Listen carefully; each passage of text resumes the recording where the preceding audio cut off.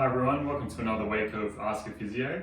And today we're going to talk about tennis elbow. So there's a lot of misconceptions about tennis elbow, what it is, what causes it. And we'll see it quite frequently at the clinic, so I thought we'd just try and clear up some of those myths and explain a bit about what causes it and what you can do to manage it. So all our grip that we use for picking up things day to day, whether it's at work or at home, comes from two groups of muscles. So we have our flexors that lie on the inside of our forearm, so they attach on the inside here and they come down across the wrist joint and then attach into the fingers. So that's what we use to both flex our wrist like that and also close our grip like that. So that's where most of our sort of grip comes from. To get maximum strength though, we need to have that joint nice and stable and not just sort of fold over like that. So a quick little experiment you can do yourself, if you try and like hold onto a tennis ball really hard and then bend your wrist like that, you'll feel that your grip actually goes quite weak because you're pushing those muscles right to the limit of where they act.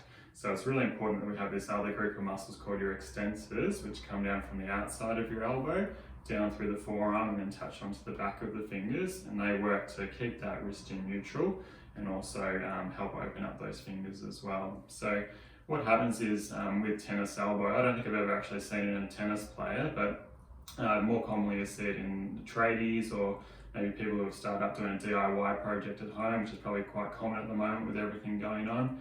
And there's a lot of sustained and repetitive gripping tasks. So what happens is whether on the tools or sometimes in nurses I see it with making lots of beds and things, lots of gripping tasks. These muscles in the forearm that you use to close the fingers, they get really strong and work quite hard, but we don't sort of follow it up with any strengthening of these ones on the outside. So what happens is as these get stronger, we get a little bit of irritation here at the attachment point where the muscle tendon attaches onto the bone.